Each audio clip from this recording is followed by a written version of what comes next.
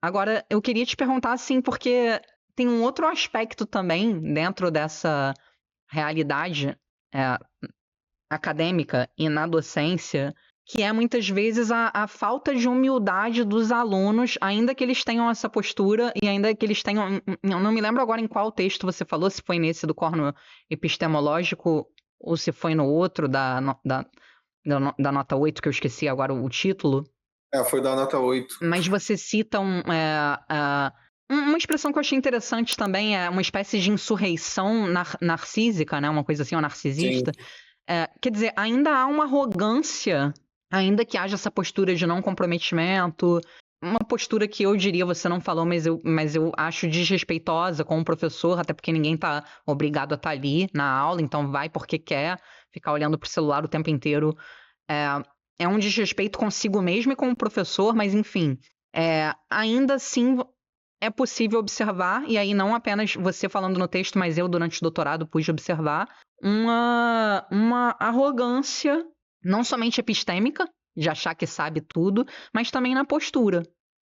Na postura, como se... É claro que um professor pode estar errado e um aluno pode, sim, questionar um professor, a professores e professores. Eu não estou aqui entrando no mérito de que o aluno tem que obedecer, baixar a cabeça, não é isso.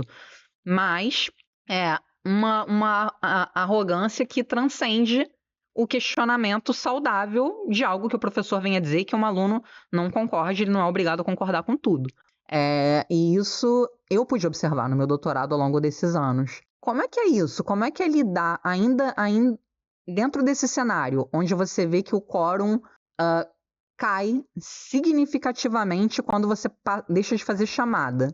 Dessa infantilização de um espaço que é um espaço de adultos, ou de adultos jovens, mas você escolher uma profissão, você querer aprender, você, mesmo que estude pelo prazer de estudar e não para exercer uma profissão, mas você optou por estar ali, naquele curso universitário. Essa infantilização, onde as pessoas preferem estar no corredor a estar em sala de aula aprendendo e absorvendo o máximo do professor. Essa ausência de vergonha que você cita também no texto, né, de estar ali olhando para o celular mesmo e dane-se e tal. Como é que é, dentro desse cenário, ainda ter que lidar com o aluno achar que sabe tudo, mesmo não estando presente nas aulas, mesmo tendo um repertório muito fraquinho, né, pouca leitura, pouco aprofundamento, ainda ter que lidar com uma postura flagrantemente narcisista, autocentrada, desrespeitosa, com uma crença de superioridade, assim, com uma crença de ser algo acima daquilo que se é, né? Porque, como é que é isso, assim, para você?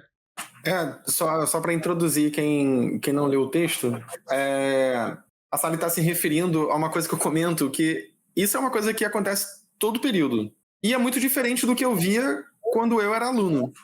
Eu não tô... Bom, agora eu tô acostumando, mas eu achei estranhíssimo quando eu comecei a perceber que era um padrão. Que é você dar uma avaliação, uma prova, e absolutamente todos, ou sei lá, 90, 99% dos alunos que não receberam 10, eles vêm pedir revisão de prova. Com isso, vou reforçar o que a Sally já falou, eu não quero dizer que o aluno não tem direito de pedir revisão de prova. Eu acho que os alunos estão plenos de direito de pedir revisão de prova. Não é esse meu ponto, ter ou não direito. Eu acho que tem. O ponto é, a revisão de prova, ela é um recurso que você utiliza quando você acha que foi muito injustiçado na nota que você recebeu frente ao que você acha que receberia.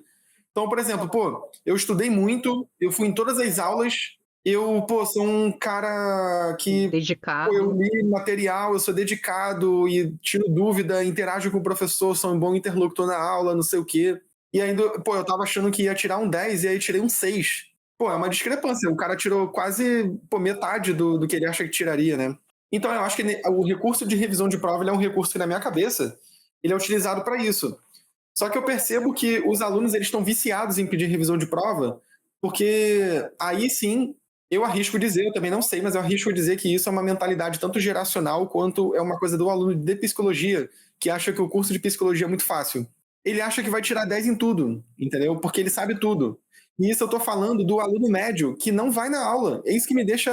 Cara, assim, eu fico Mano, o aluno não veio na aula, ele provavelmente não leu nada do material e ele tá vindo me pedir revisão de prova, porque ele acha que pode questionar minha correção. Cara, ele não sabe nem o que ele respondeu na prova. É como que ele vai questionar minha correção se ele nem leu o material, entendeu? Ele provavelmente estudou pelos slides, se muito. Então, todos os alunos vêm pedir revisão de prova. Eu lembro que a primeira vez que eu passei por isso, cara, veio uma fila no início da aula, pós a nota que eu entreguei, né? Cara, veio uma fila de alunos na minha mesa pedir revisão de prova. Eu assim, gente. E aí eu lembro que tinha uma aluna muito nervosa, eu acho que eu falo disso no texto. Tinha uma aluna muito nervosa, ela tava muito estressada. E aí ela, cara, ela falava alto, ela tava visivelmente estressada comigo. Ao perguntar, eu falei assim, cara, calma, você tirou quanto? Porque eu queria entender por que você tá assim tão nervosa. A menina tinha tirado 8, 8,5, alguma coisa assim. Cara, isso é uma nota ruim o suficiente para você estar desesperada na mesa do professor e gritando com ele, porque sei lá o quê. E sendo que você é bem leniente, inclusive, né? Cara, exatamente. As minhas avaliações não são incrivelmente difíceis. Eu frequentemente mudo a forma de avaliação, inclusive, ao longo dos períodos, porque eu acho que eu ainda sou um professor jovem na profissão e eu quero entender como eu alio uma avaliação que seja justa com relação ao que eu dei e o que o aluno deve saber. Isso, uma avaliação que seja justa em relação ao conhecimento que eu espero que eles tenham e que eu dei também. Então eu mudo. Eu já dei prova escrita, já dei apresentação de trabalho, já dei um monte de coisa. Julgamento para o aluno argumentar a favor ou contra teorias. Eu frequentemente inovo o modo de avaliação. Eles não aceitam tirar menos de 10 em nenhuma modalidade de avaliação, eles não aceitam. Eu recebo mensagem no privado dos alunos perguntando: mas, poxa, eu queria. Alguns são muito educados, sem dúvida. Eu não estou falando que eles fazem isso de maneira mal educada, não. Eles podem fazer de maneira educada.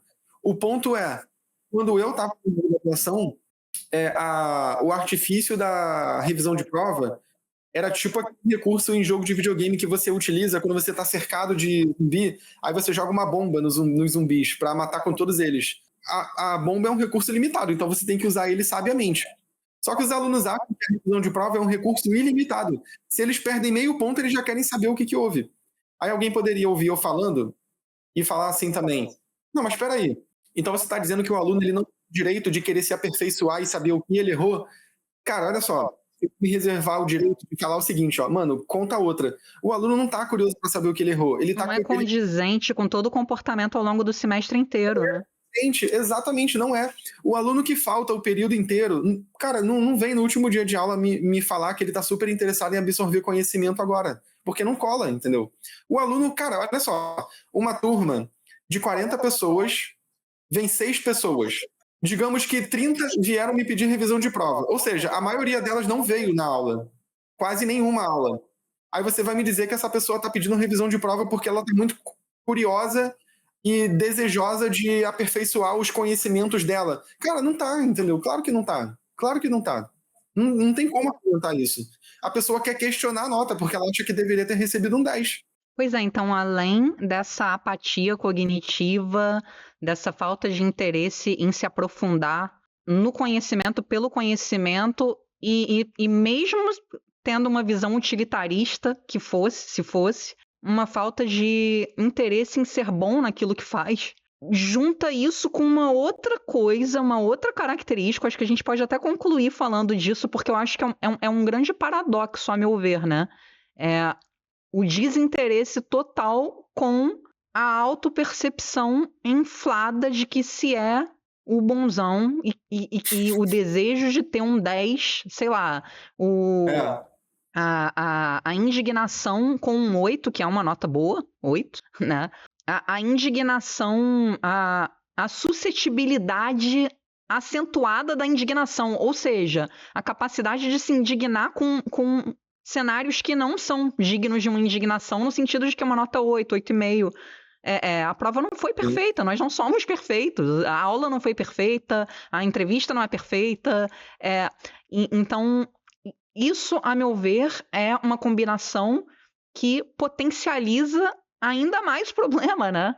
Porque além da falta de interesse em si e da apatia crônica em relação ao aprofundamento do conhecimento e até a falta de percepção de quão importante é o conhecimento, né? Certas reflexões que nem são levadas adiante pelo simples fato de que não se passa pela cabeça mesmo Sim. aquilo. Ainda assim, há uma autopercepção hipertrofiada, assim, exagerada da sua própria importância, da sua própria, no seu próprio desempenho. Caramba, essa combinação aí é uma bomba se a gente for jogar esse tipo de mentalidade no mercado de trabalho em que a gente vai lidar com o sofrimento humano, com questões éticas profundas e tal.